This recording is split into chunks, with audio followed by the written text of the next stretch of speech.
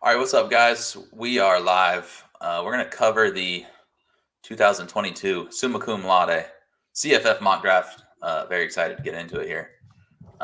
It is a 12-person panel of CFF experts, of which, for some reason, I am included in the CFF experts. But I have a real expert on with me here. His name is Josh. He's at Twitter at CFF. Guys, what's going on, Josh? What's up, man? Excited to be on with you. Looking forward to tonight, seeing what happens and see if there's any curveballs thrown in this mock draft at us. So, but just looking forward to chopping it up with you, man, and getting to hang out. So should be fun.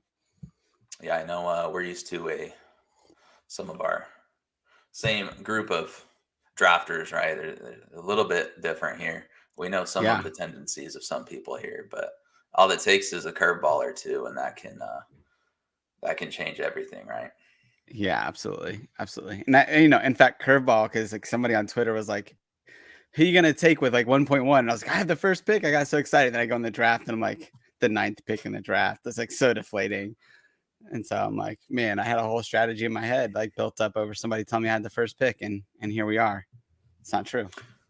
Yeah, they're playing mind games with you. I think they're just trying to get in your head because everyone saw what you did last year, cleaned up all the best ball leagues and whatnot. So we all admire you, but at the same time, kind of secretly hate you. So maybe we're just resorting to mind games. Yeah, I get it. I think this person definitely doesn't like me, so it's probably what they were doing. We all have to have somebody who hates us in life, right? Like keep us humble. Yeah. Absolutely. All right, so the draft is going live. I'm on the West Coast here, 5 Pacific time. Um, it's going live in 3 minutes for me, 7 o'clock Eastern. 12-person panel. It's 6 points passing touchdown, so I'm sure we'll talk about that. Um, and we got drafted in here. So this is put on by John Laub with Fantrax, Gridiron Scholar. Um, we just want to thank John for having us. Great opportunity. Looking forward to talking shop. Kind of the schedule, what we're looking for in the show. We're not going to recap every single pick. We're not going to go through. There's a quick time limit on these picks. You're not going to get every single pick. So what we're going to do, we're going to analyze, talk some draft strategy. It's just kind of kicking off of the CFF season. It's a great event. John throws on every year. There's the article coming out next week. That's where if you want to really dive in every single pick, dive into each expert's going to answer a list of questions and explain their draft process, explain their favorite picks, explain everything about how this draft went down. So if you're looking for all of that, this is kind of just like right. It's the hype video. We're excited. It's Friday night. We're drafting, even though it's a mock draft. We're drafting CFF teams. It's a good time of year. So anyway, we're just pumping that out. It's John Laub. The article is going to be on Fantrax, and we can't thank him enough for having us. We're just going to talk a little shop. We're going to go over the first round. After that, we're just going to talk about each of our picks. We are going to have Nicholas Ian Allen of CFB Winning Edge on as a guest at some point here during the show. Really looking forward to talking to him. He's an awesome dude. Knows his numbers for sure. So we'll ask him about how all those numbers work. We're trying to count stats here, so he's the guy to ask. But anyway, Josh, I know you have an announcement for us, something I'm excited to do this year about your work at Fantasy Point. So why don't you take it away? Yeah, man. Yeah, thanks for giving me the floor. Yeah, I started working at Fantasy Points about a year ago and was just doing some DFS, college DFS for them, and that has expanded into a whole blown out college football package that we're going to do. That's going to include like player props and betting, CFF, Devy rankings, in-season content for that, and then also our DFS stuff. And we brought somebody else on this year. And it just happens to be our host here tonight. So JD's joining us, and we're super excited to have you, man, joining our staff. And I respect you a ton as an analyst, but also, man, like, you're just awesome at CFF. And so we want to have people that are practitioners that really do this stuff well join us. So thanks for joining us, and we'll kick off that package in June. And the draft has started, so I should probably stop talking about our stuff, and we can talk about how this draft is going, man. I give you the floor.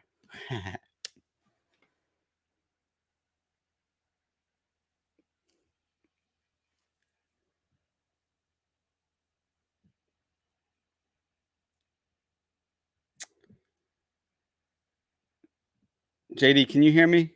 I lost you for a second. Oh yeah, I'm muted. I'm just talking to myself over here. Man, I thought it was on my end. As long as it's your fault, we're good. Yeah, all my. Um, I was just noting. Apparently, you do not have the first pick. Apparently, that was true. That draft board is really not cutting the business over here. So I'm gonna switch back to this view. Jackson Smith and Uh, Jigba, number one overall. Bijan, then Caleb Williams, then Stroud, then Henderson, then Jameer Gibbs, then Deuce Vaughn. They're flying off the board. yeah, we're going quick here, huh? Sure are. I Uh, don't even have my rankings pulled up here. Oh my goodness. yeah, I was hoping. Thought Dwight was like not going to be in here for a second. Give me a little bit of time. So I think those first picks went off in like 1 minute total. So this should be fun. I'm gonna go. Probably gonna go A.T. Perry here. If Peebles doesn't, if not, I got Tillman up next to my queue. I'm pretty big on this range of going like wide receiver. In this range, I like going wide receiver early because I just think wide receiver is not quite as deep, at least in the guys that I like, as running back. So I typically have gone try to go wide receiver here, and I know you're going to snipe me in some way. You always do, but Well, especially if you're maybe I telling should. me your draft strategy. That's awesome. I want more of this. I need this every draft we're in. Yeah, man. Well, I'm giving to you, giving it to you right now, and here we go. A.T. Perry. I can make your pick for you if you want, at least one of your next two, but you can go ahead. All right, streaming with a 1 minute clock while trying to get your rankings pull up. Good Lord. Well, while you're picking, I can talk a little bit. I love A.T. Perry this year. You got Sam Hartman coming back, and A.T. Perry is wide receiver one there. And then Jacory Roberson, who is number 2, is gone this year. And then who's number 2 in that Wake Forest passing offense? Like, who knows? So I'm super excited about A.T. Perry. And then just the talk of spring camp is that he has been killing it. Great connection with Sam Hartman. So, I think some people might worry about Donovan Green coming back, but even a couple years ago, Donovan Green was not awesome. So I'm looking forward to A.T. Perry. And here we go, man. Jordan All right. Addison. Why don't you tell? Yeah, Jordan Addison. And then Tillman. There we go. Yeah, basically I just don't have enough. I don't have enough Addison. I think I actually moved Addison above Tillman in my rankings, but there's not much between them.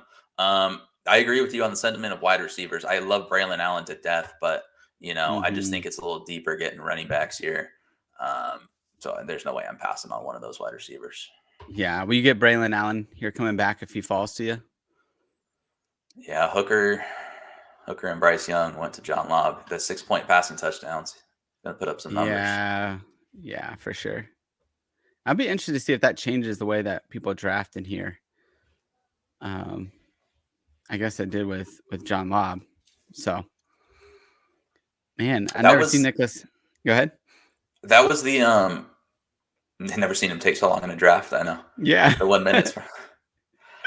I think the Kings Classic League was 6 points. I remember not even really thinking about it till the live draft kicked off, and I'm like, wait, does this change things? I never play in leagues where that is. So now you have all the quarterbacks flying off the board. That kind of makes me inclined not to take a quarterback here.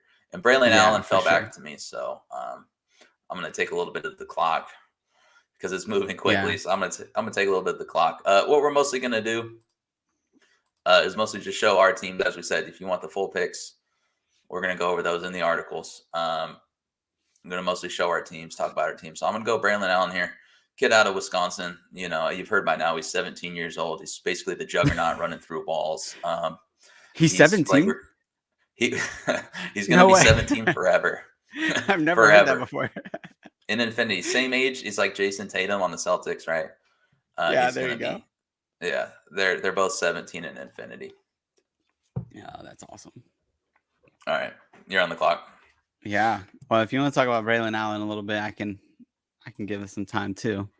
But yeah, that kid was incredible, man. I mean, he came out of the womb. He's actually, he has Benjamin Button's disease. So he's actually going to keep getting younger. And that's what I'm looking for, especially on my dynasty roster. He's going to keep actually getting younger. But I don't know if that's a good thing. He might and now I might have a 14-year-old running back on my dynasty rosters. That may not be Yeah. ideal. Debbie, you guys aren't thinking about that. You guys are not considering you're drafting a running back who might be 9 years old by the time he Yeah. hits your squad. Touche. Touche. All right, I'm getting too nervous here. I'm gonna make a pick. Man, I'm really between Burton and Worthy here. I like both of them. Uh, man, Worthy's got my heart. Burton seems like he's a little bit smarter pick to me. So I'm gonna go. Let's go Burton. Even though, man, I love Worthy, and so I could easily have gone him. But Burton, I like his talent. I like the offense. Bryce Young passing to him. Pretty safe floor there as the Alabama wide receiver 1. I got real scared that Addison was going to go there when he was transferring out. I That thought would the not have been USC cool. stuff. Not have been No. cool at all. He deserved. I mean, think whatever you want. It's just, especially fantasy wise, he needed to go to USC. It would have totally thrown off the balance way too much. Yeah, for sure.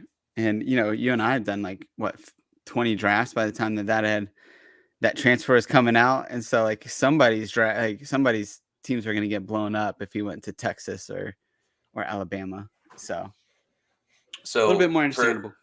I'm sure I'm going to hear it because you always hear some crazy things when you consume as much college football content as we both probably do. But I'm already seeing the Isaiah Nair is actually, of course, you see everything. I've seen the Hudson Card is actually better than Quinn Ewers takes as well. But Right. the one I wanted to cover, and I'm a big Isaiah Nair fan. Big, of course, it's Yeah. a huge transition for him in basically every facet. But what do you think about the takes that Isaiah Nair is actually the best wide receiver on the Texas roster?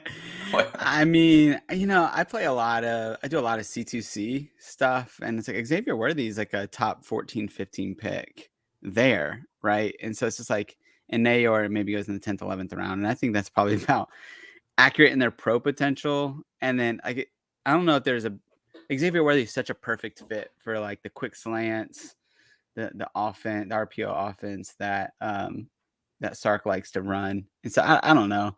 I mean, I don't think in any way you could say that Nayor is a better wide receiver, other than maybe Worthy gets hurt because he's 120 pounds.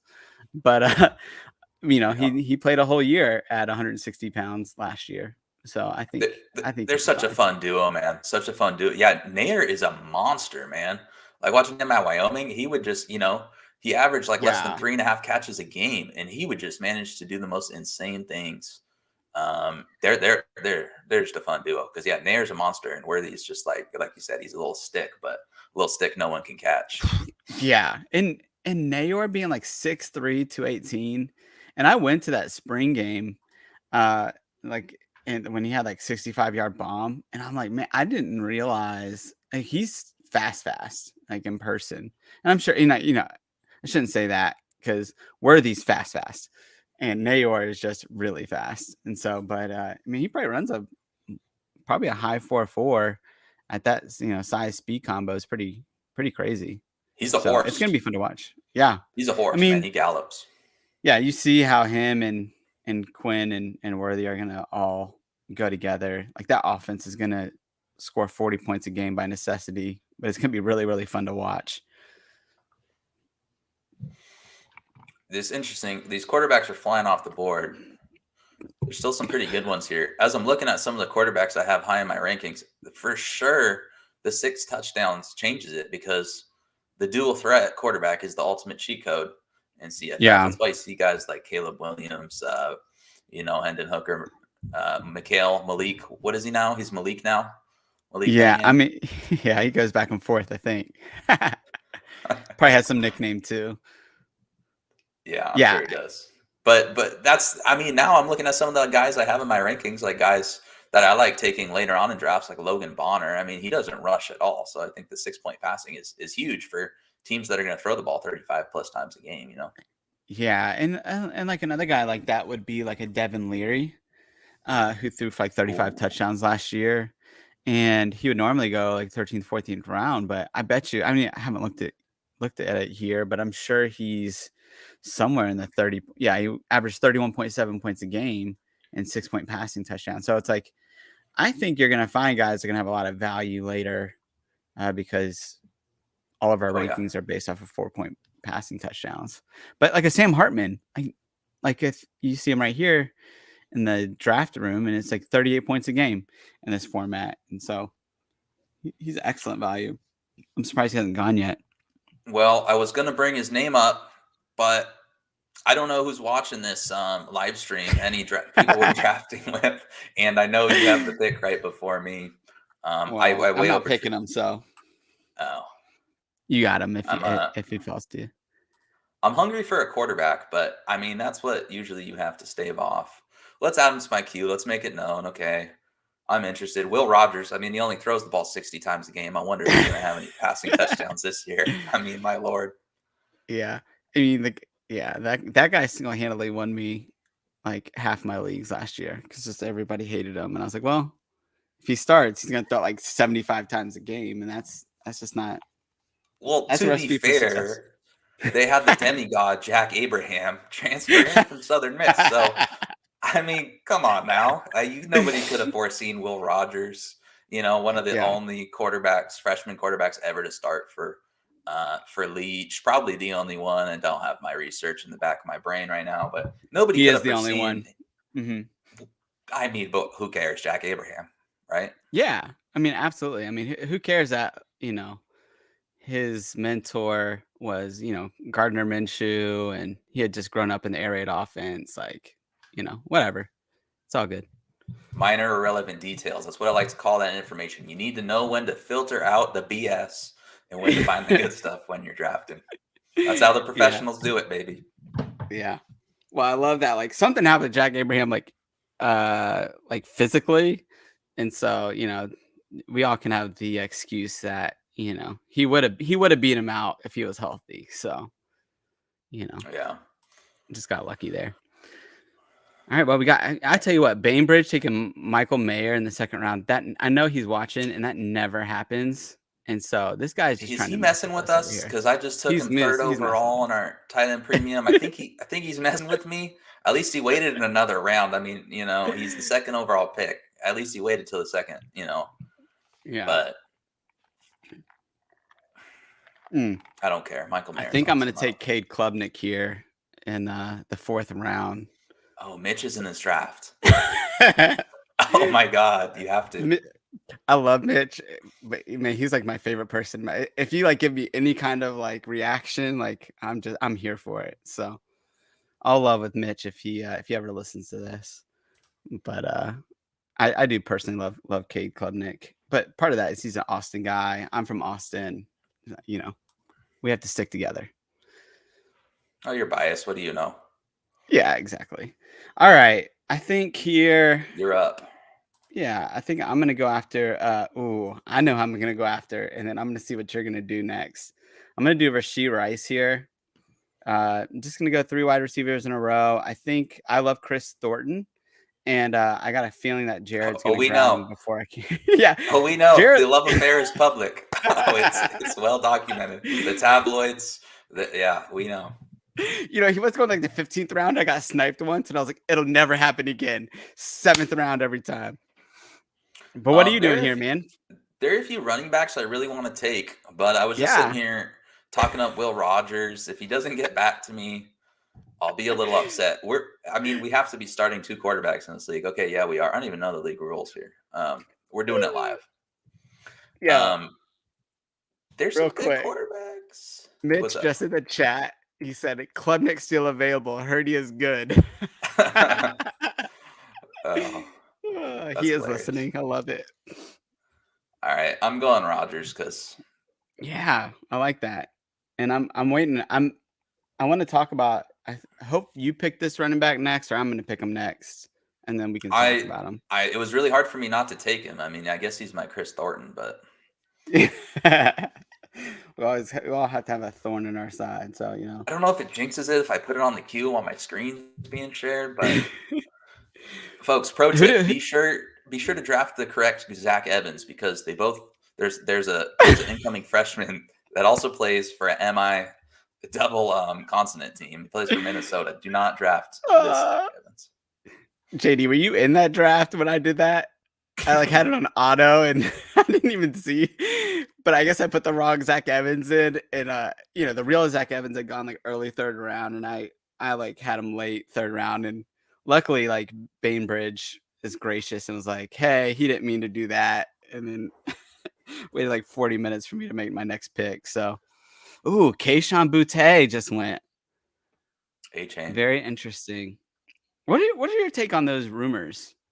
You think I heard like Butte? maybe another surgery, like maybe opting out, Yeah. like I don't know, like nothing positive over the Yeah. last 3 months. Are you staying away from him overall? Like, what's your take? I mean, I guess I have 0% of him. I don't feel like I'm staying away from him. I tried to draft him everywhere last year. Oh, Cam Ward went before me. But I Oh, think I trust you more on the so my guy went to me and I'm taking him. Um, mm-hmm. I think I'm just killing the clock here because Yeah, it's my because party. why not? Um, it's not my party, it's John's party. No, I put some credence. I don't scour the whole message board thing all that much. I'm not the greatest, and I admit I have a hole there. But I'm scared off in general by the whole LSU team. Like they've had, and I know they have a new coach. I Yeah, understand Brian Kelly's there, but dude, I'm so scared off. Like some of those guys just aren't playing football in that program, and I mean, I don't see why he would. He's a guaranteed first round pick, is he not? So right. and they have 3 different quarterbacks. I mean, who knows how good they'll be this year? I mean, if I were him, I would strongly consider it. All right. With that being said, Yeah. Zach Evans, Ole Miss, running back. I have him on every single team, apparently. So, second round, third round, fourth round. I mean, whatever. Well, I'm gonna draft the Minnesota one fifth round anyway. Just make sure I got the right one. So. Man, our last draft, I really wanted to snipe you on him when he went like 4-9, and I was like, oh, I want him, but I know JD was considering him last round, and then also like I needed a wide receiver in that draft. But man, Zach Evans, his upside is like what, top 5, I think, They're as gonna. like far as running backs. It has to be. He can catch the ball. He's a home run threat. He's in a great offense. They're gonna run the ball more. I mean, I love Jackson Dart to death, but holy Toledo is gonna throw 35 interceptions. He's gonna be like Matt Corral on steroids that year. He was turning the ball over, not in a good way, Right. not the good Matt Corral. So I think they're gonna Yeah. run the crap out of the ball. All right, who are you going with, Josh? Let's see your All team. right. I'm gonna You got go who I you have usually go 7 here, which is seconds. yeah. I'm gonna go Kamara Wheaton. Um, yeah, SMU transfer or Alabama transfer to SMU. He was a 5-star at one point. I trust. There's certain teams that I trust, and like I get. I think they have really good beat writers, and so this Kamar Wheaton.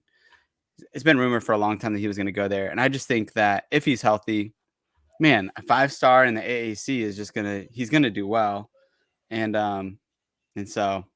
I just keep drafting him. So here we are. I'm stuck with like 20 shares of him. So he's either going to tank or he's going to be awesome. And I don't see any in between. So All right. there's my narrative street on Kmart Wheaton without any proof that he's actually going to be good.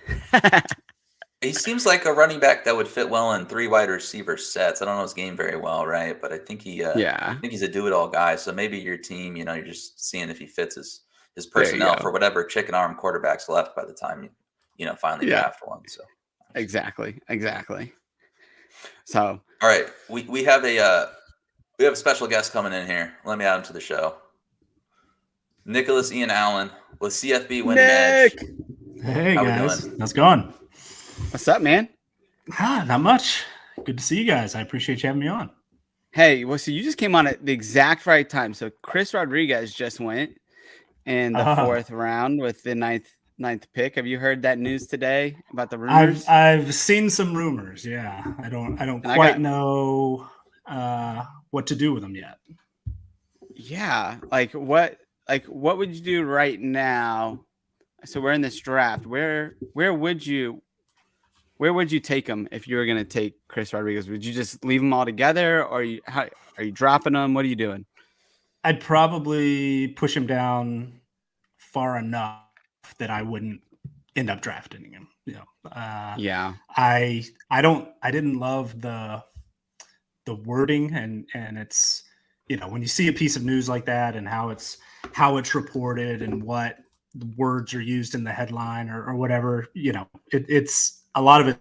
It's a guessing game, but just the how I saw it written out made me think in my head, okay, now it's maybe 50-50 that he's actually going to be there this year or less. Yeah. So at that point, I'm probably just, I really, really like him. He's actually one of my favorite running backs in the country, but I think the risk is probably just too high right now until we get a little more clarification. I think I know why he went in the 4th round here, though. I think you got to look behind the curtain. We were just talking about, I don't know, Nick, if you saw the back and forth between Mitch and Josh about Cade Klubnik, but I think Mitch saw Josh talking about Chris Rodriguez on the timeline and said, "This one's for you, buddy." Could have been. Yeah. It was a hat tip.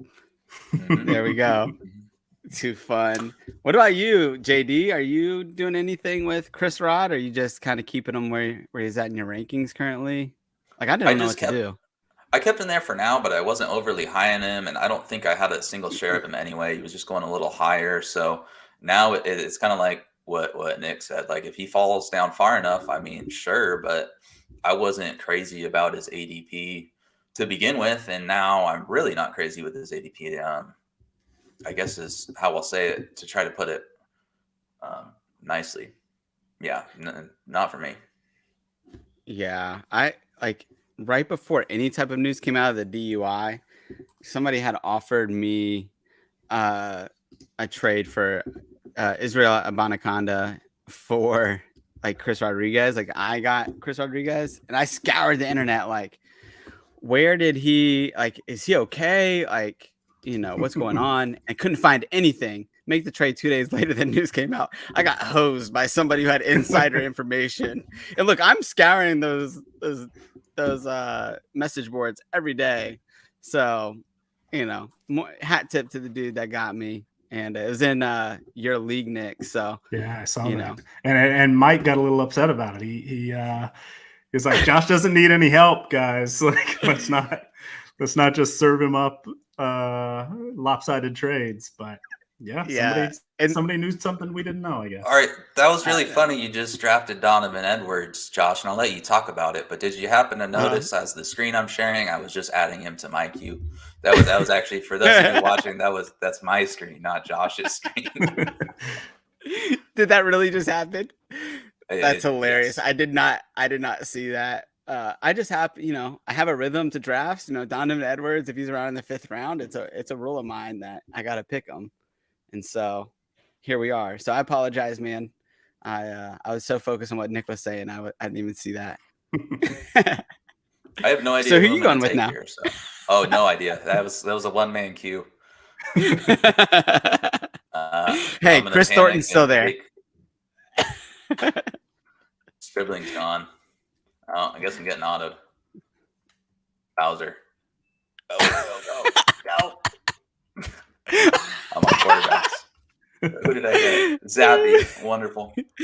Not only did you do a live stream during this, you also auto-picked. Who am I pretending that's a placeholder for? Chris Thornton. Placeholder for Chris Thornton.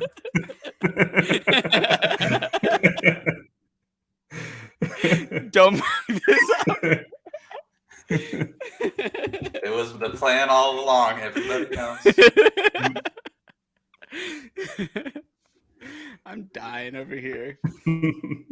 I think we've stopped it. I did. So I've been using the old draft screen still. That's the way to go. I realized people were talking in the new one, so I pulled it up. I don't know. Yeah. So it's weird that the chat is only on one side. I didn't realize that. Oh, I'm missing all the chat, huh? Yeah. That stinks, man. Is anything good? It's pretty active. That last pick got to rise. Mike Bainbridge, don't back this up. So Nick, why don't you talk to us about who? Maybe you should wait to talk about who you're taking. Who are you actually taking, JD? While we're waiting on. It's going again. I don't know. Yeah, I think we're going. It's Nick's turn. No, it's back to you. My screen shows Nick's turn. Oh, okay. Well, I guess I ought to picked. Yeah, I don't know. But that's Is that who that's you who I want? wanted, I guess. Yeah. Yeah, there you go. Hey, I'll just go Chris Thornton just because, I'll just go with the placeholder because it's funny because Josh is here. So There you go. That works. Yeah, do that. Do that. Works. it was. So it Tank was in the Bigsby, cards. talks to us about Tank. I feel like he's a little bit of a value right now. Yeah. I mean, he's a good player. He was a first rounder last year, and I know things didn't work out quite that way, but still a good player. Offensive line is experienced. You can argue whether or not it's actually any good, but at Auburn, they're, I think, going to lean pretty heavily on him. Hunter ate into his workload a little bit, but he's been, really banged up this spring, I think. It seems to me Bigsby's going to get a pretty heavy workload. So I'm a little surprised that he's been going as late as he has. And so in all these best balls we've been doing lately, I feel like I've had him 4 drafts in a row or something now. But if he's into the 4th or 5th round, I'll take him. Yeah. Yeah, I think you're right. I think it's great value. I mean, and then historically, we just see what Brian has done with, Harsin has done with running backs. And it's just like, how do you just dismiss that after 1 year? I haven't been courageous enough to take him. I'm only courageous enough to take Chris Thornton in the 8th round, but not Bigsby in the 5th apparently. But I really like this though. I like your thinking on Tank, and I could totally see him way outplaying his ADP here. So I really did. I wanted to hear what you had to say on Tank because I think that's really good information. There were some of those. So Josh, the message board guy, there were some things around Twitter a while ago now. I haven't heard a peep since he played in the spring game, but the rumors about him sitting out. Did we see those? Tank? Any credence? Yeah. So that it was reported he was going into the transfer portal, but I think before he even, officially took that step, he had already announced, "Oh, actually, I'm coming back." But it was during all the, when all the Harsin stuff was going on. A lot of uncertainty there, and so it looked like he was going to be seeing what his options might be, but I think it was pretty quick that he got back, and seems to be all in at this point. All right, Nick, you're on the clock, so we'll let you. Pull a me. Yeah, you got 40 seconds here. Oh, there you go. I like that pick a lot. Well, so you probably saw him on my queue up here too. Well, you said when you were looking, because you were on the QBs, you're like, "Oh, Stribling's gone." I was like, "No, I don't think so." You have that stack with Cam Ward though. So I got completely flustered in the first pick, by the way, because I went with or not the first pick, but my quick turnaround for the second pick, because I took Tillman. Left Worthy. That's been a conversation in the other chat that like, oh, how did Worthy slip so much? And I could have taken him there, but I took Tillman. I was like, there's no way John's going to take Hendon Hooker, and so I was going to grab him on the next time around, and then he takes him, and I just got completely flustered. In the 1 minute, I'm used to having 2 hours and basically being on auto draft anyway, but figured I'd try to do this thing in real time. And so I just completely, totally threw me off. And so I was trying to scramble, and I was like, okay, well, fine. I'll get, Cunningham, I guess. I love live drafts. I think we are so used to,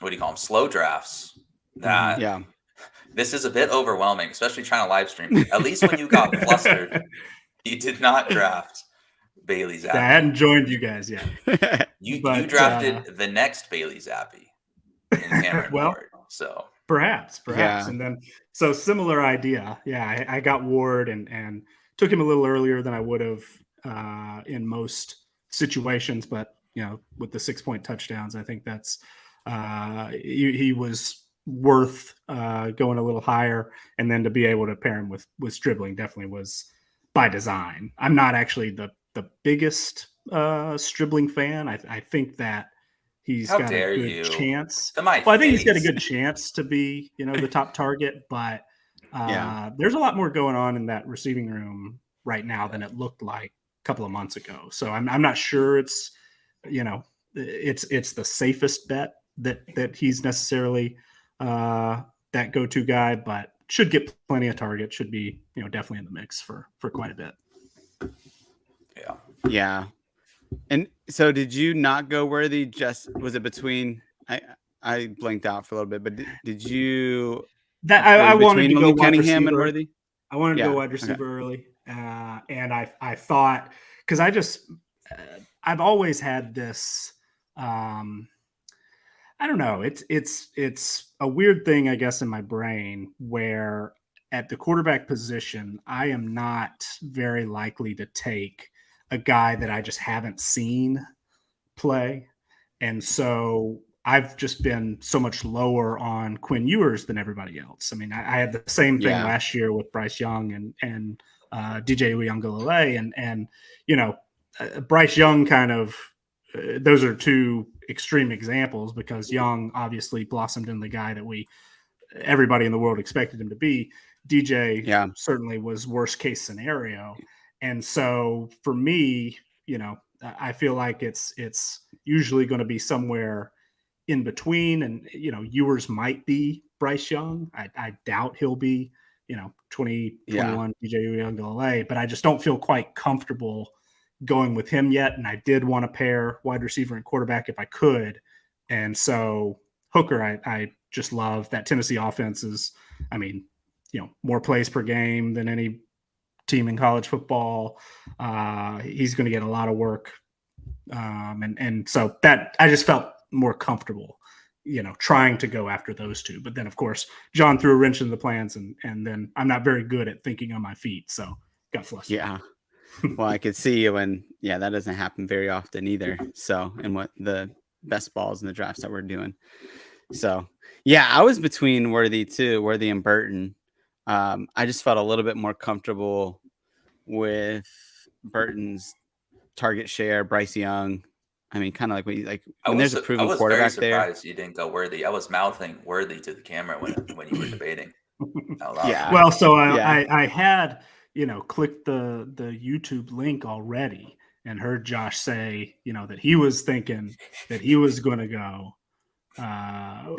in a different direction. So that maybe sunk in, and I was like, yeah, Tillman, that's the thing to do. So it was probably Josh just sort of slipping that in and coloring my opinion a little bit. I love it. Yeah. What All do right, you? Nick? Go ahead, Nick. Sorry, go. No, go ahead, Nick. I have to ask you before I forget. You been on any trips lately? We've seen the Lost Coast. What do you have for us? You are my travel guy go to because I stay busy. So did get down to the Lost Coast of Northern California, which is my new favorite place. Visited for the first time in February. Went back, I don't know, just a few weeks ago. But I currently live in Oregon, and so live in Salem, and it's about an 8-hour drive down there. So easy to do in a day, and spend a weekend. But actually, am moving to Vermont. So a week ago, 10 days ago, something like that, I was actually in Vermont for a week, and so been a lot of travel, and there will be even more. I'll be in Las Vegas next week for a thing, and then back to Vermont. So yeah, I'll be around all sorts of places. How does your body handle that? All those different time zones, essentially. Do you adjust well, or? I usually do. This time coming back, it was a little rough for a few days. For whatever reason, going out there, not a problem. I don't know why exactly, because I would, you would think having to get up earlier would be harder, but it was coming back. It took me a couple of days to adjust. I was waking up at 3 a.m. and trying to go to sleep at 7. It was pretty rough for a few days. Yeah, I can only imagine. All right, All I'm on right, the clock Josh, here. I'm on gonna the go board Zach with the Kuntz. 7th pick. I Yeah, have one guy in my queue is Zach Kuntz. Come on. there we go. You know, I'd like to Well, think I great minds can't think even alike. You utilize have a a great queue mind. now because for some reason you guys are interested. I'm not sure I am the queue you want to be sniping, but joke's on you guys. I'm just gonna start putting, the Cade Random Klubniks of the players in there. world. Yeah, there you go. I'm a little confused why Aiden O'Connell's points per game is so low in this format with 6 passing touchdowns. I'm assuming it's because he played a few half games, or I have no idea.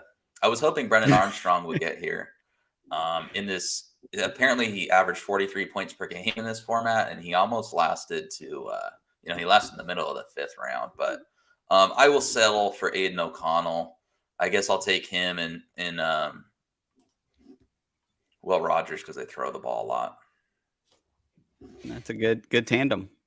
All right, on to Nick with his 7th pick. Let's see what his team's looking like. Yeah, I'm just gonna pull up Mike's preseason cheat sheet here. Got my college Who's next in fantasy football Who's site. next in his rankings that you can snipe from him? So I don't know if you've noticed, but Mike isn't doing anything that he normally does in drafts. So he's just messing around with all of us. So I think he you should be able to is. do that. All right, let's see. What do we have here? I think I've got to, I don't have to, but probably should go with a quarterback here. Travis Dye is a guy I've liked and just have never gotten around to getting, but I think he probably maxed out last year, but I think the USC offense is a good fit for him. I think they'll get him involved in a lot of different ways. So probably not too much of a reach here in the 7th for him. Are you concerned at all that he does not wear gloves while he plays football? Because he fumbles as an Oregon Ducks fan. Oh my God, he fumbles a lot. Oh my God.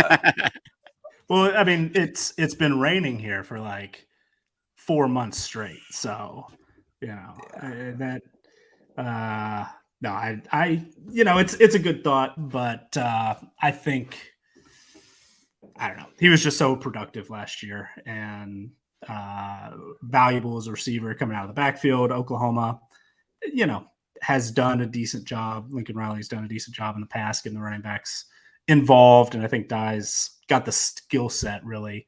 And of course there's, 12 different guys who they're going to try to get the ball to. So he's perhaps, way better than them all. He's way better. Well, I mean, really. And I was talking about all the receivers they brought in too. So. Oh yeah. But they have a few of those. Yeah, but all right, you're on the clock, Nick. Back to me.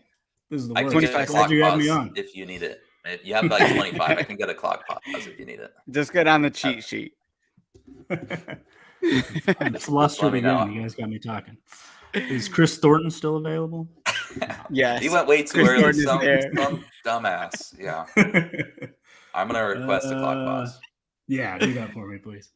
Although I did it too late. All right. That's okay. Share the sturds.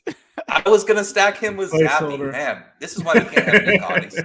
He's ruining my stacks.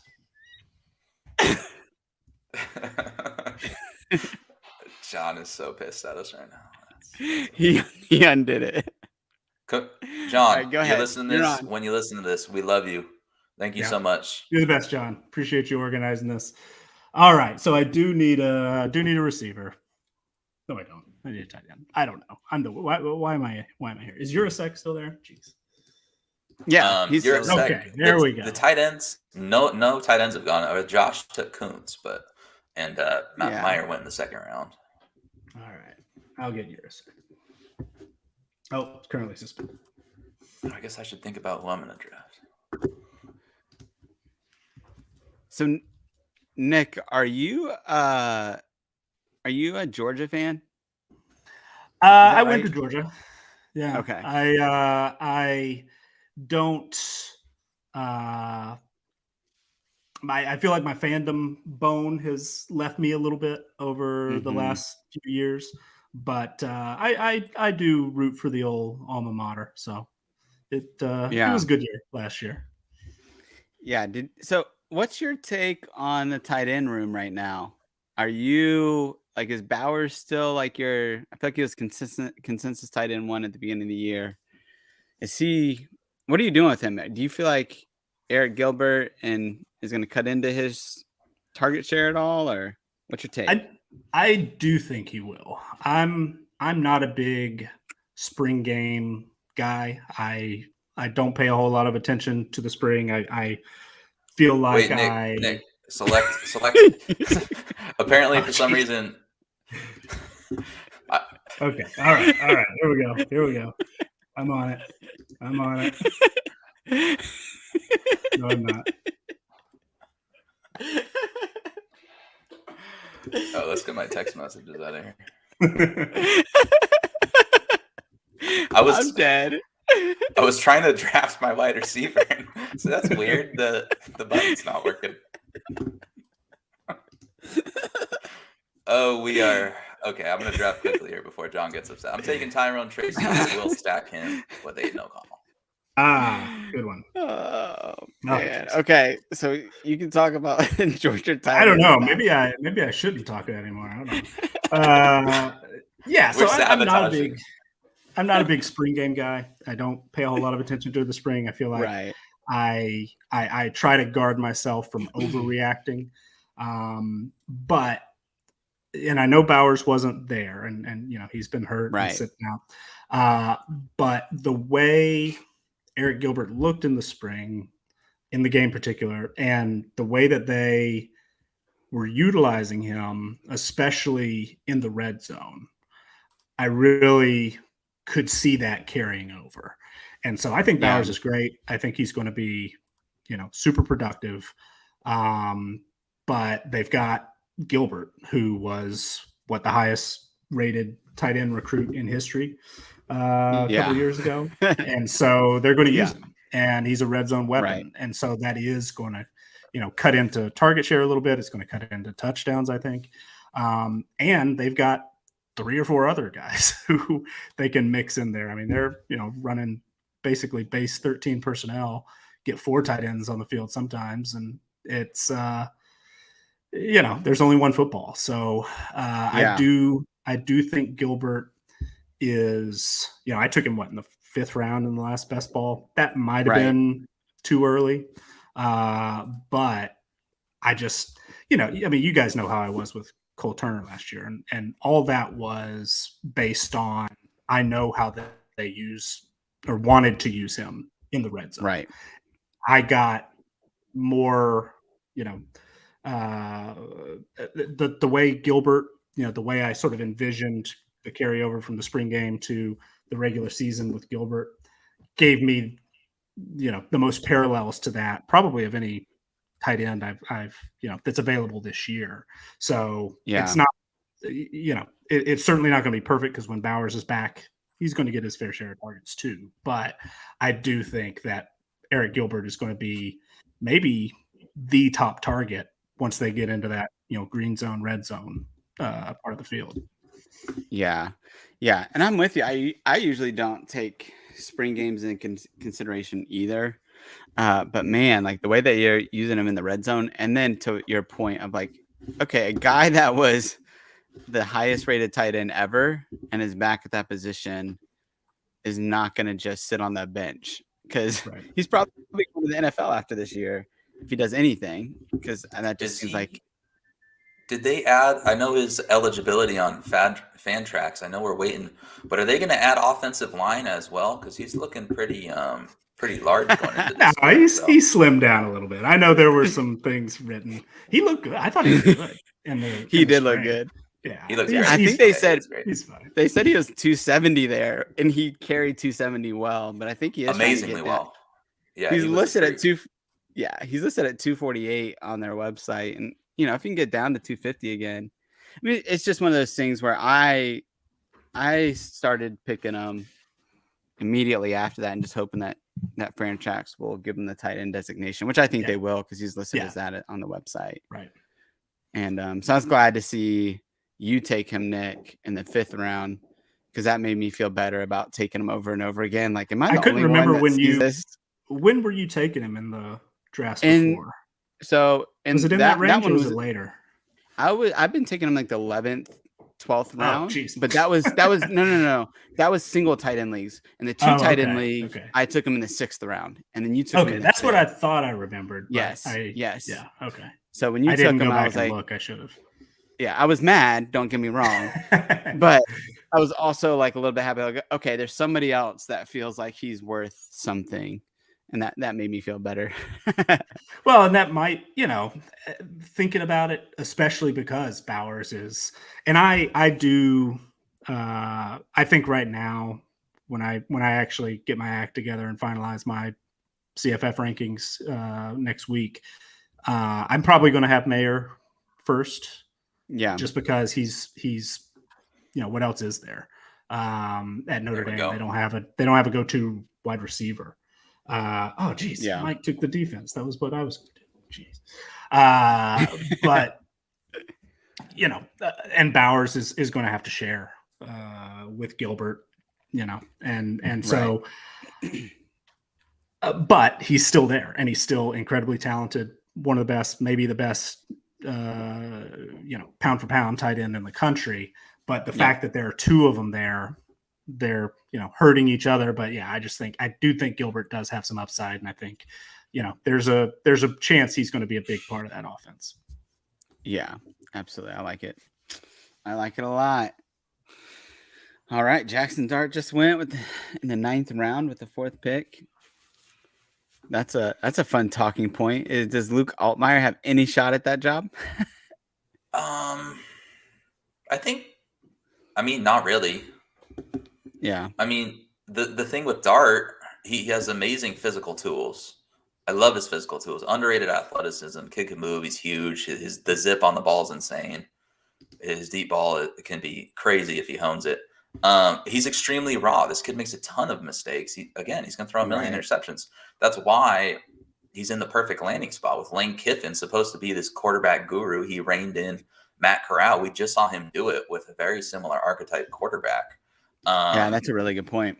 So I would think, like, okay, he had a bad spring game. He makes mistakes. I don't understand why that was news. I guess because it was like remarkably poor. But right. I mean, I would think, and I was just looking at it. I think they have an easy schedule to start the year. I would think you just let Dart work the kinks out. I would assume. Right. Because the ceiling is so much higher. And like I said, they're going to run the ball, I would think, more to start the year. You can ease him in. I don't know. But that being said, if he goes out there and throws 5 interceptions, like he can do that. I would not be surprised at all if he turned the ball over 5 times against a crappy team to start the year and Altmaier took over. So I don't know. Yeah, it's super interesting. What do you think, Nick? I agree. I think Dart is the guy. I think there's, probably a 85% chance or higher that he's the guy week 1. That's definitely a situation where, I'm trying not to let the spring impact me too much. Cause I think in that very first best ball that Greg put together, I did Trig and Dart in the 3rd and 4th. And, now, I mean, I think I took Dart 1 or 2 ago and in like the 13th, 14th round or something. Yeah.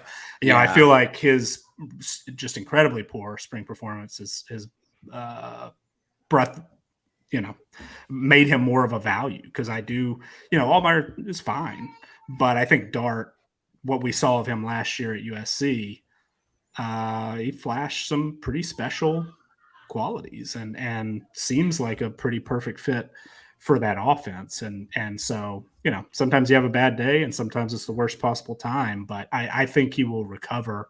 And I don't necessarily expect he'll be named the starter until maybe week 2, but I think ultimately odds are much better that he's going to be the guy.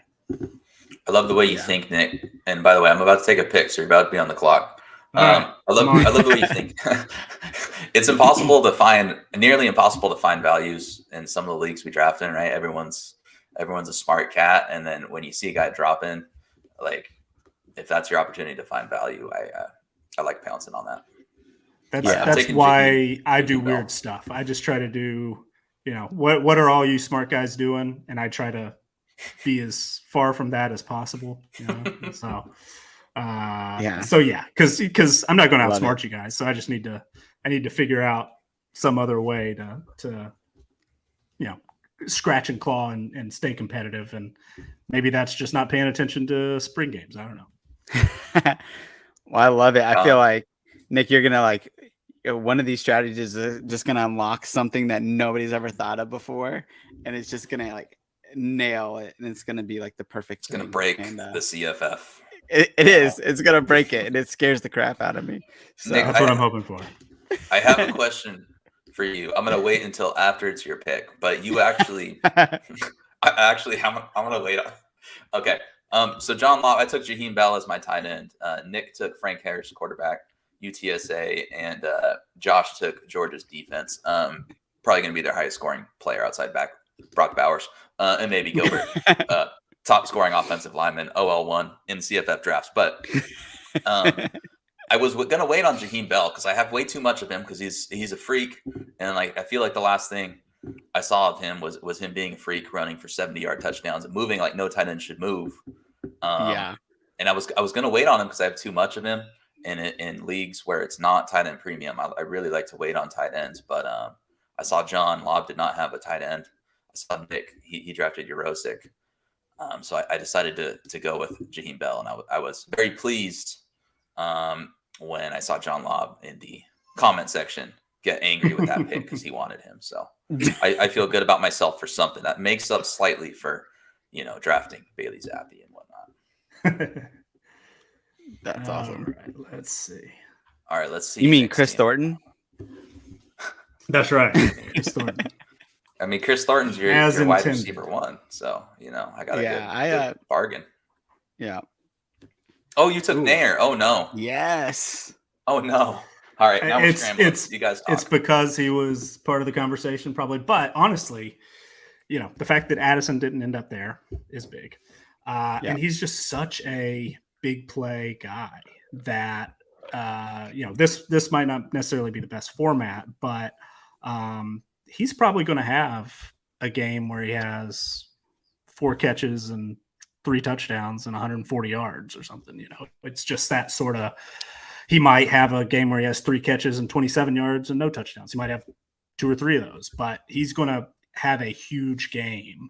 I just hope he has it, 2 or 3 times, and I mean, we'll see. He had huge games like you just described at freaking Wyoming, who never throws the ball and plays in crazy wins in Laramie. And if he managed to have those stats, I don't see it as.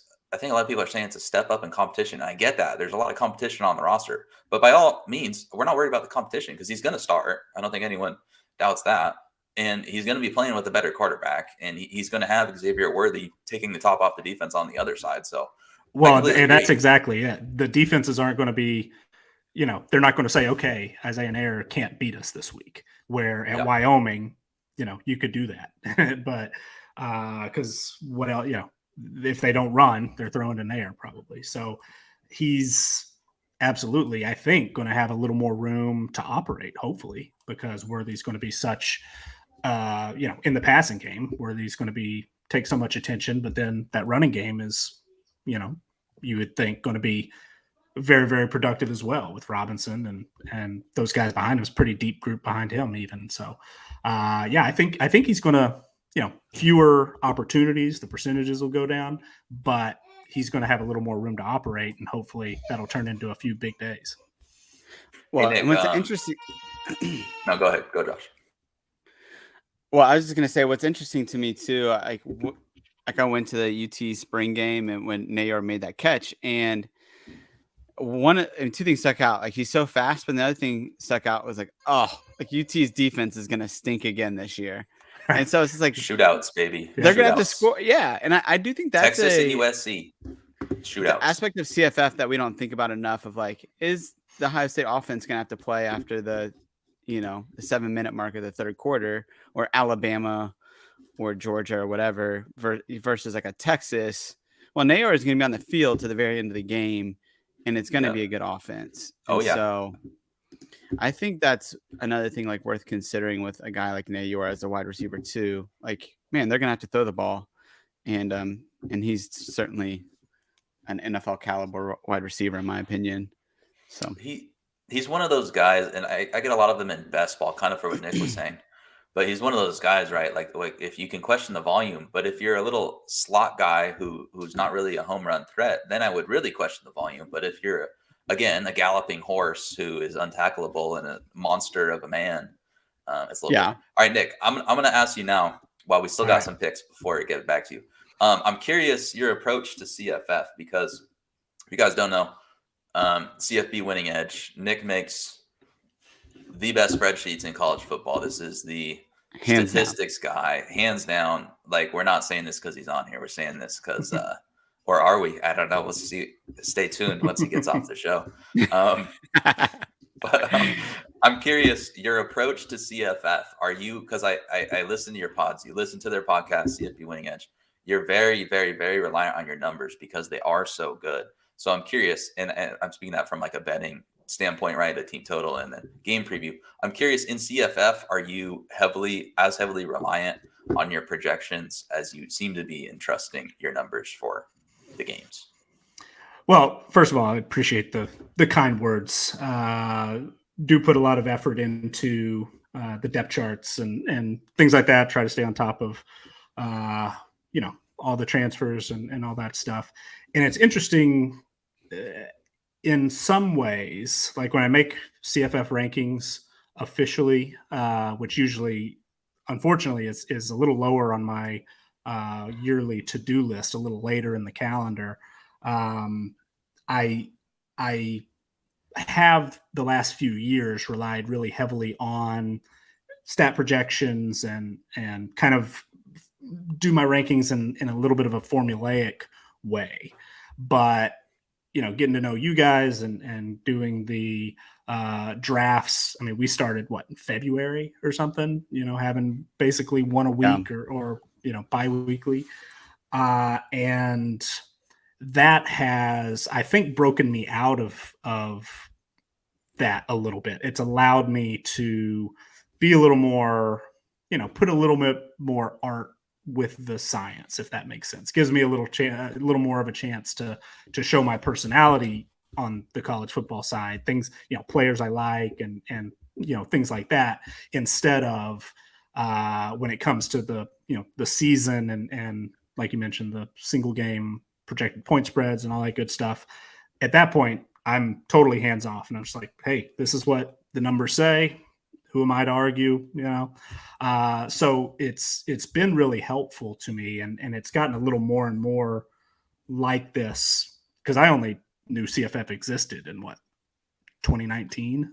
That was the first I'd ever heard of it and started playing and was introduced to you guys, and fortunately, I'm very, very thankful that the CFF community really was among the very first to embrace, CFB Winning Edge and what we're trying to do. So I'm very thankful for that. But I've been able to use CFF to become a little bit more creative and kind of capture a little bit more of the joy that comes along with college football that I do kind of miss when I'm just trying to find value on, a certain team or game or something like that. So in a lot of ways, this is where I get to play a little bit and not be as tied down to, the black and white, or this is what the numbers say. So it's been a good outlet for me. It's all fun and games until the clock runs out and you have a player who is now playing in the NFL. Hey, I'm right there with you. Right there with you, buddy. No, that's awesome. Speaking of getting our starts in CFF, that's an interesting conversation I want to hear people saying. I know Josh is about to be on the clock. He just picked Devin Leary with his last pick. Great pick with the 6-point passing touchdown. Big boost for him. But Josh, what was your start in CFF? No, my start in CFF was, I'm about to pick the other guy in the NIU backfield, Harrison Whaley. My start was, I was an NFL guy for a super long time, and I was mentoring this guy. I was maybe 28, 29, and he was a college student. And he was like, well, let's like, I won't play NFL, but I'll do college. And I was like, well, where do you play college fantasy football? I was like, well, let's just make it up. And we had like literally no clue that anything existed. And so we did like Google spreadsheets in like 2012, which there was definitely other things. We're just not that smart of people. So we did our whole first year, and we like kind of did like a different format where we would pick 3 teams that each owner would bring into the league to kind of make it a smaller like pool for all of our friends. So they would play. So we had 8 people that first year. So 24 teams in the league. And we got hooked because, you know, running backs were scoring like 25 points a game. I had Devontae Adams and Derek Carr, who averaged like Devontae Adams averaged like 30 points that year that we started. And so I was all hooked from that. And then I played in the year after, I played in a CFF Dynasty startup that was with the Burning the Red Shirt guys. And I had never played with 130 teams before, and I was deathly afraid. And somehow got Devin Johnson, who was a running back, tight end, human cheat code that year. And so had a little bit of success on accident. And here we are 10 years later, just chopping it up and having fun with you guys. So what about you, man? What's your story? Yeah. I'm a weirdo, so I've been playing fantasy sports for I'm not that old, right? Not that you guys are or anything. That's what he said. Are we gonna take That was this, a sub- Josh? Jeez. Yeah, that's a sub narrative to his comment. I mean, you know, fantasy sports was invented, already in existence when I was a child, right? It wasn't out of newspapers. No, You didn't get a weekly envelope from the Sporting News that you had to pull out and get your stats on. What's an envelope? 4 days after they were out of date already. What's an envelope? What's that? That's awesome. Snail mail days. Oh, okay. No, I've been playing. Okay, I'm on the clock here. Apparently I only have 3 running backs on my team. It's kind of hard to keep track because that whole placeholder's throwing me off. I haven't drafted a running back in a really long time, so I'm going to draft. Looks like so Keaton Thompson is for sure going to maintain his running back eligibility, or I guess that's not a sure thing, is it? I don't even know why they put him at running back. I would be. Yeah. Well, there's no football player position, Right. and he would be football player 1. So you can draft him and Eric Gilbert, and you'll have O-line 1 and football player 1. Football you gotta player. find the angles. I'm gonna take. You gotta just Go pick for it. somebody because. I'm taking. Oh, there we go. The football player, I love it. Oh, I'm on the clock here. Okay, I'm gonna go back to my roots. Dual threat quarterback, who I always take, Adrian Martinez. At least when Justin Heisey isn't taking him. I assume you're taking him for his great footwork in the pocket and his consistency as a veteran presence. You know, as a Elite. leader, his consistency, his performance on the field. I'm taking him for that 2016 spring game that he had, 7 years ago. Back when he and Tate Martell were the 2 of the top quarterbacks in the land. Yes, absolutely. Some guys you just can't quit. So here we are. But no, going back to my story. Yeah, sorry. I've been playing as long as I remember. Like I was in leagues with my dad. Like we would do just like 3-man leagues in the NFL with my brother. When I was a kid, I remember my first name was something stupid. I was an Eagles fan because of Donovan McNabb, and I tried to say something stupid like soar, like on Eagles wings or some weird team name, and I spelled Eagles wrong. Like that's how long I've been playing. Not that I'm some genius now, but I mostly know how to spell. English teacher by day, so nowadays we have spell check. Yeah, luckily I grew up with spell check, so you don't really have to spell anymore, in this era. Unless you're writing the address on an envelope for old time's sake. But yeah, so I just got started, and then college football was my favorite thing to watch. Right, I'd wake up for college game day, and we would go as kids to games. My mom graduated from Notre Dame, so we'd always go to the USC game at the Coliseum. We'd travel out to Indiana a few times.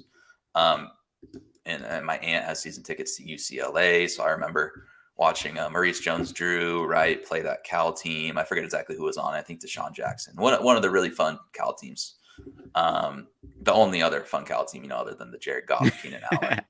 It's been a while, but so I just was like, well, I'm sitting here, I'm growing up playing fantasy sports, and I'm watching college football, and it was just the obvious connection that I'm not sure why more people don't have. I'm like, I need a team, so I just did a little research on the interwebs, and there was, I think it was CBS Sportsline was the one going at the time, and just drafted players and didn't know who half of them were. And I remember just watching the games. Like I always remember, what comes to mind is the Memphis running backs were drafted super high. I knew nothing about the Memphis program. And I remember specifically watching their games 9 a.m. to see how D'Angelo Williams was going to do.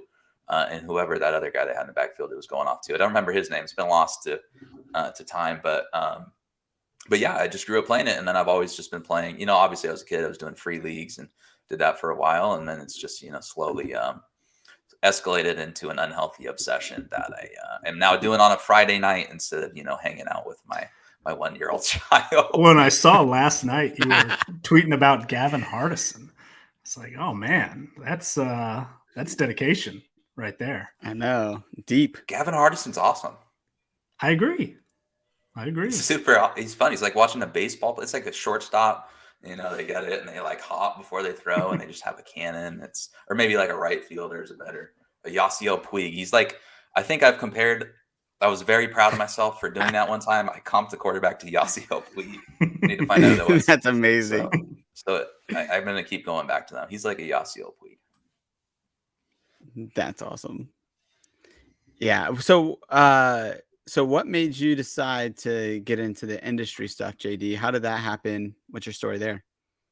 It was COVID, so it's not that long ago. It was I keep busy, right? I teach, I coach now, and all of a sudden I had nothing to do. This was before the kid was born, and I'm like, again, sitting there. Very similar. I think it was a very similar time frame. It's very hot here. It's 100 degrees. You're sitting inside, like it almost exactly. What was that? 2 years ago, 3 years ago, whenever it was, 2 years ago. Yeah. And I was just rewatching college football games, and I'm like, I got no one to talk to about this, right? I'm like, I'm just going to start writing about it, and just kind of started writing. And I'm like, what am I going to do with this writing? So eventually ended up, it was a mock draft, actually. Funny. So yeah, similar time frame, and ended up in a mock draft. I'm like, sure, I'm going to write about it. So I wrote about it, shared it with some guys, got some traction, and then I'm on the clock here, and I have no one to pick, so you'll have to wait for the end of the story. But it's not that interesting. Yeah. One Go thing ahead. led to another. Has like Buka been taken? Yes. No. Oh no. I know exactly who you should take, by the way, but he's at the top of my queue, so I'll let you know after. Well, share your screen, brother. I just took Luther Burden, the guy that forever gets comped to Debo Samuel because we're all lazy. And yeah, I do think Luther will be interesting this year, though. I'm interested to see what his ceiling is, and if he ends up staying at Missouri, quite frankly, because somebody's going to pay him that Addison money and get him out of Mizzou in 2023. All right, well, I'm going to panic and take Renard Bell. Nope, Oh. you took Cincinnati.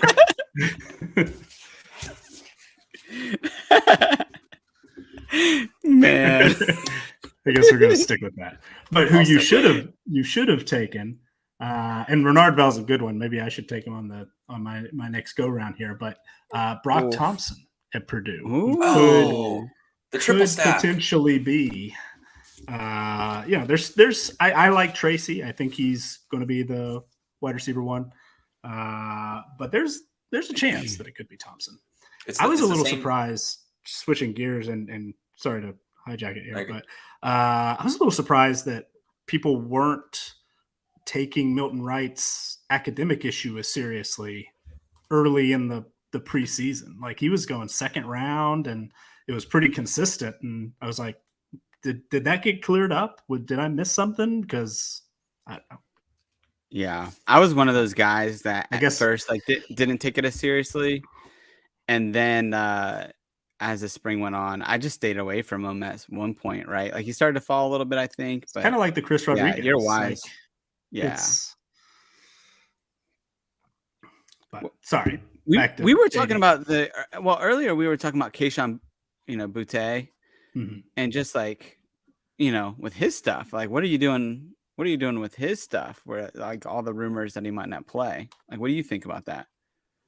So similar to, and a little more risky, but similar to what I said earlier about Tank Bigsby. I mean, if he's going to fall into the, late third, early fourth round, I'll take him just about every Right. time. At that point, even though there is much more risk with him, he's a lot closer to Milton Wright than he is Tank Bigsby. As far as the risk goes there, because he could sit out. He is technically, injured, coming off a pretty significant injury. But I think, if we knew he was Brian Kelly's favorite player and he was 100% healthy, where would he go? He might be the number one overall pick. So if I can get that in the late third, early fourth, I think that's worth the risk. Yeah. So it's really all about value for you. I think at some point, it's not always, but with guys like that this year, I've at least convinced myself that, Butte in that range, Tank Bigsby in that range or a little later. There are certain guys, I guess, I've gravitated to where I've kind of come around to my opinion. I actually don't have very many strong opinions on individual players this year, but there are some kind of fairly unique cases like that where I've kind of, I guess, come to a conclusion that if they're here at this point, I'll take them. Yeah. Yeah, I like that a lot. And I think another guy like that for me is like a Mo Ibrahim, where it's like, if he, I don't see him coming back from that torn Achilles and being the same guy. But if he is, and he's going in the 9th round or whatever he went in this draft, it's like, man, like that's incredible value. Yeah, for sure. Especially since two guys transferred out. So, right. There's less to worry about, that he's going to be competing with guys who have proven themselves like they did last year. Right. And it's like those type of guys, right? It's the Jackson Darts, it's the Ibrahims, it's the Butte, it's the Gilbert, right? It's these guys that are like real values that can way outplay their ADP, that are just kind of worth the risk at some point, I think. But also, like, if you just take those guys, you completely tank your team. But right. Well, I've been loading up on Shuck and Daggy this year, because nobody's taking them, 9th, 10th rounds in those best balls we're doing, unless I actively say, okay, I've got enough, I'll stay away. It seems like I'm willing to take that, those guys earlier than the rest of you. And kind of similar to what you're saying, if they hit, at Texas Tech, we know what that offense is going to be with Zach Kittley. And if Shuck's the guy, he's going to put up just huge, huge numbers. He might not be the guy. He's got to, compete with two others. And, the reports weren't spectacular coming in or during the spring. I know that. But I think he's got the best. I think he's got the inside track. And so, I'm going to take him in the 9th or 10th or whatever it is. And Daggy, sure, he's played a ton and hasn't really impressed too many people. They obviously have a change, an offensive coordinator there at Western Kentucky, but the guys who are running the offense now are younger than all three of us, and they're going to be like, hey, let's just keep doing what we're doing. Let's just throw, and so, and they were guys who got promoted, so they're familiar with the system. They were Kitley's guys. So I don't think things are going to change there. So if Daggy has the inside track, and I know he's got some competition as well, but if one of those guys hits, then I feel like I've got a pretty good shot and I've gotten good value there. Yeah, absolutely. And I mean, in this draft, right, like Shuck just went in round 13 to Nate, and like, man, that's incredible value. And honestly, like, I haven't been doing this strategy, but I think if it was me, I'd be taking Shuck 8th round and then come back around with Morton in the 20th. I've been getting Morton in the 21st, 22nd, something like that. Yeah. I mean, it's the same thing with, there's a lot of different guys you could do that with, but I did that a lot last year with the Max Johnsons, with the Will Rogers. And I think you can do it like Tanner Mordecai and Preston Stone last year. I think you can do it this year too. It's like those guys, Dart and Altmaier, like all these things of like they're gonna score, right? And it's like, and with the Texas Tech one in particular, Shuck and Morton, it's going to be one of those guys. Donathan Smith to me is just like so out.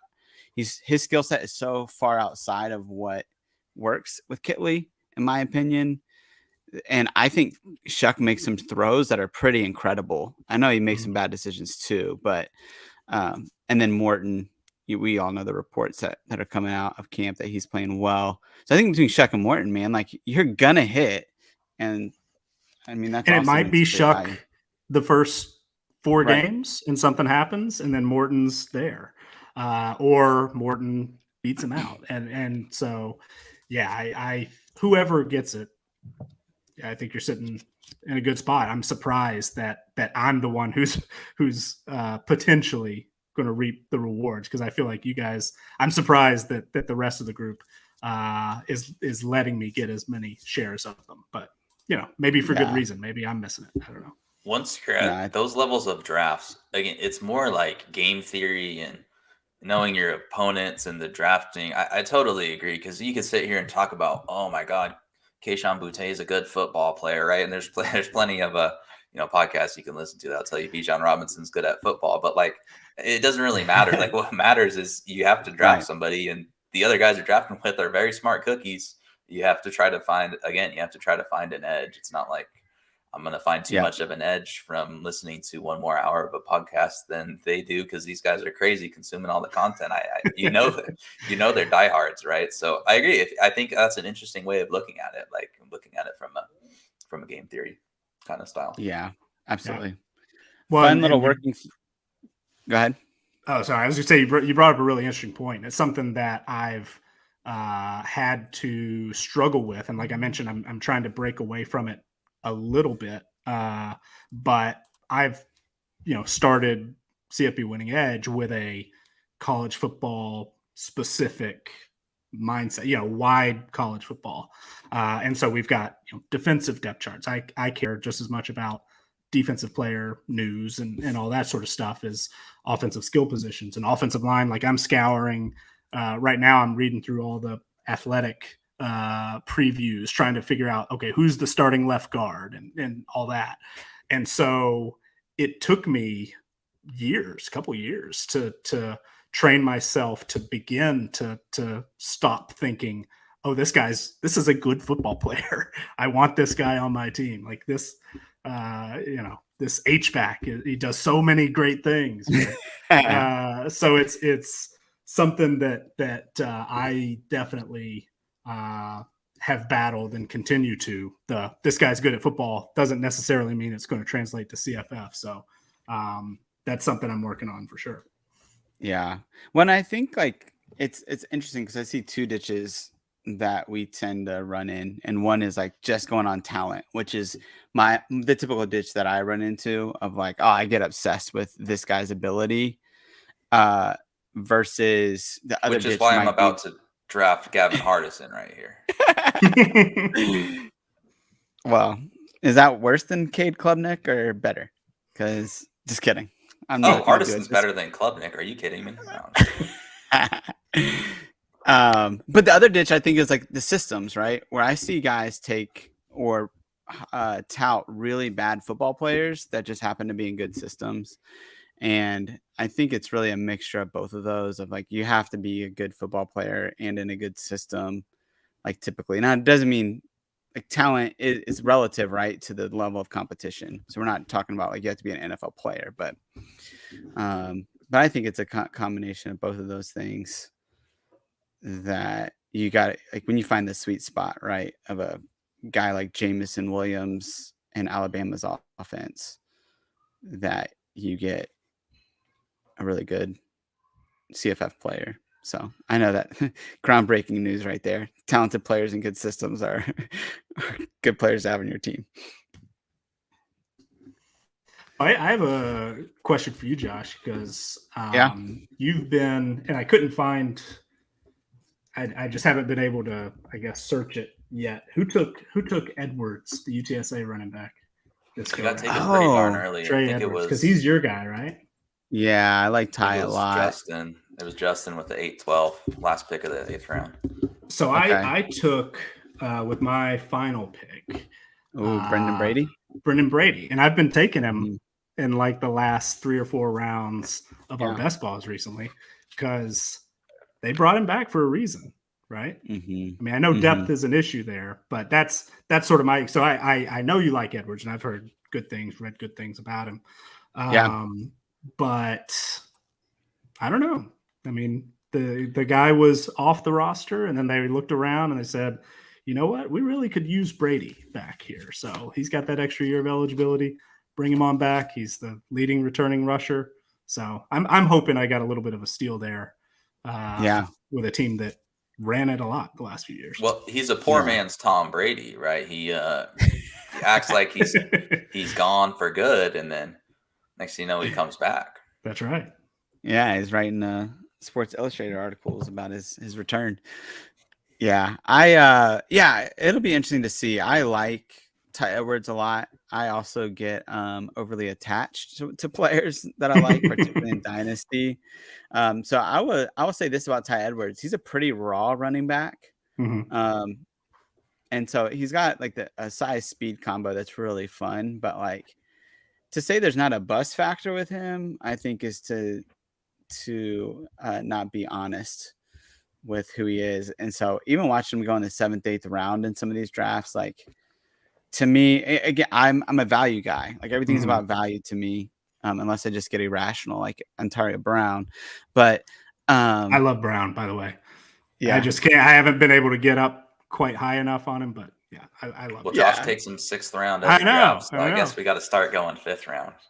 Yeah. But with Ty Edwards, to me, honestly, the value's gotten a little too high for me for a guy that I think is really good. But I do see a world, a 30-40% chance that he busts or Brendan Brady comes along. Ty Edwards is also 6'3", 212, and I don't think we give enough credence, or 230 or whatever he is, but we don't give enough credence to those tall running backs. Like they get hit on their knees and their ankles quite a bit. And I worry about that too. So, but Where do you know, you? And are you a guy who pulls up like Huddle and stuff like that, and we'll just sit and watch a list of guys? I was going to ask where you get JUCO. Like, how do you yeah, do your JUCO research? Is it that, or is it yeah. other sources that I haven't found yet? So my whole research, honestly, every year at this point, and it started back in 2014, is I basically research every freshman that's coming in that I think is like worth researching. So that can be 200-300 guys, and I do position battles, and that's pretty much it. Because I basically figured out in 2014, if I just research all these guys, then I know who they are the next year, File them away. and I can just like figure it out with the position battles and who's coming up and all that. And so that's what I do. That's my process. And I spend a lot of time on Huddle, and I have a little bit of a player evaluation. Not that I know nothing about, like, I don't pretend that I'm like a scout or anything like that. Well, I do pretend that I am, but I don't think I had the skills of that, but for whatever reason, I am able to find value, particularly at running backs. And so that's why in drafts like this, or any draft, like I will pick wide receivers early because I think they're really hard to predict. And so I just go with the people, like kind of like what you talked about with quarterbacks. Like if I know this guy can hit, then I'm going to take him. So I'm going to take David Bell in the 1st round because, he kind of busted for what he was, but he's at least something that is a solid floor. And then running backs, I have a little bit more confidence in being able to find value later. Gotcha. And JD, we know, is just grinding the film, UTEP, UTSA, 3:30 in the morning. Yeah, exactly. You know what I did notice? Got a kid in one arm and that remote in the other. The actual standout. I don't know if I hesitate to say standout, but actually the player that he was a little bit on my radar. Tyron Smith, UTEP wide receiver. They lose Justin Garrett and they lose Cowing. Those guys combined for over 2,000 yards. We know Artisan has an absolute hose. Tyron Smith averaged 17 yards per reception. And I'm like, okay, so is he just fast? What's going on? He made an insane tiptoe out of bounds catch in that game. Okay, he made one cool catch. Does that mean he's good? I don't know. The kid looks pretty good, and we know he can catch the deep ball. So, I mean, he didn't make my board here, but definitely someone in those deeper drafts that I noticed. Yeah. And Hardison, they just, drop back and throws bombs. I mean, that's just what they do. I mean, their ADOT is what? I mean, it's double digits for sure. I mean, they're taking shots. And so unless something drastically changes, somebody's going to step into that cowing, role. And is it Smith? Probably has the best chance, because I haven't heard for sure or not. I know they have a couple of guys, because they recruit like 90% JUCO. And JUCO's out of New Mexico, where there's no information whatsoever. So they get all these guys where eligibility is just a mess across college football, but at UTEP it's always a mess, because I never know like who's with the JUCO anyway. They've got a couple of guys I know who they're waiting on waivers to make sure that they're eligible to play in 2022. Walter Don is one of those, so he would be a starter. So if he can't go, Smith's the only returning guy. I've read a couple of things about Kelly Akiari, JUCO guy coming in, who apparently impressed in the spring. So maybe he's the threat to Smith. But yeah, I agree. I mean, Smith is I think he's only been drafted once or twice in any of the best balls that we've done, and probably should be, because they're going to attack down the field, and somebody's got to be on the other end. Yeah, I'm not a huge film grinder. I know the UTEP is kind of just a joke, but I pull up games on the very rare occasion that I get on the exercise bike. I'll just have games on, and usually I'll have them on in the background, like when I'm working on spreadsheets or something. So actually twice a day, two, 3 times. Well, so I it's interesting. I think Josh, you said something about this at some point earlier in the spring about like notes on players and things like that you'll hear during a spring game can be just as valuable, if not more valuable, than the actually watching what's going on in the field. And that's actually what I do, because I'm either listening to like a Better Call Saul podcast, or just put on a game and hear whatever they're saying. And sometimes you pick up a nugget here or there that, let me jot that down. That's important, sort of thing. Yeah, I think that's huge. A couple guys that stick out for me right away with like when I've changed my mind on them are like Ajay Hall, or I don't even know how you say his name, but Hall at UT now, but at Alabama. When he was going off during that spring game, Nick Saban's like, look, man, this guy's raw. Yeah, he's making these catches, but he also does a lot of things that aren't smart. And it's like, but his value skyrocketed after that spring game. Yeah. Oh, it sucked me in. Well, he was, yeah. But Nick Saban from his mouth was like, this guy. So that like really saved me from like going, okay, I trust Nick Saban more than I trust myself. Absolutely. Which is probably, I think, smart. And yeah, so that was like one guy that like I think really helped. And then I'm a Miami Hurricane fan. I was watching the Miami spring game, and they like I had been like all the practice reports like, man, Arroyo's killing it. He's doing so well. And then the spring game comes on, and the announcer's like, oh yeah, the most dominant player during spring ball while he was healthy was Will Mallory. And it's like, oh, like I need to reconsider, right? Like if that's what the coaches are saying, and they don't have a wide receiver one really that's stepping up yet, or it's going to be Xavier Restrepo, and that's just dangerous in a bad way, then man, Will Mallory has got some real value potentially, and it made me flip my value between those two players. So you're not a Restrepo guy. I know he's got the prototypical wide receiver one build. You look for in your typical NFL body wideout. Absolutely, man. 5'4", 120, like incredible. He's built like me. All right, guys. All right. I think we're gonna start wrapping it up. Wanted to give a big shout out to Josh for coming on again at the Fantasy Points. Keep a lookout for the CFB package coming along. Should have some pretty good off-season content coming away. We'll try to do better than this one. We tried our best, but still ended up with some Bailey Zappi shares. Big shout out to Nick for coming on. Always great to talk to Nick. Look forward to seeing you in Canton, hopefully, for the Fantasy Football Expo. Yeah. You going this year? Yeah, I think so. I gotta figure out a place to stay. I didn't get a hotel room, so I'll be trying to figure that out. But yes, I didn't either. I saw people discussing Airbnbs, so hey, get a CFF Airbnb going. I am interested. I appreciate you having me. Thanks very much. Always a joy to talk to you guys, and it's a lot of fun. Yeah. Thanks to anyone listening, and thanks most of all to Mr. John Laub, Fantrax, for having us on. We're going to go type out some answers to the questions he has sent us. Every one of these 12 CFF experts will be providing their thoughts on the draft, so make sure you check that out. Should be dropping on Fantrax early next week. I believe next Tuesday is the schedule. So other than that, thanks for listening, and see you guys next time. See you guys. Take care, guys.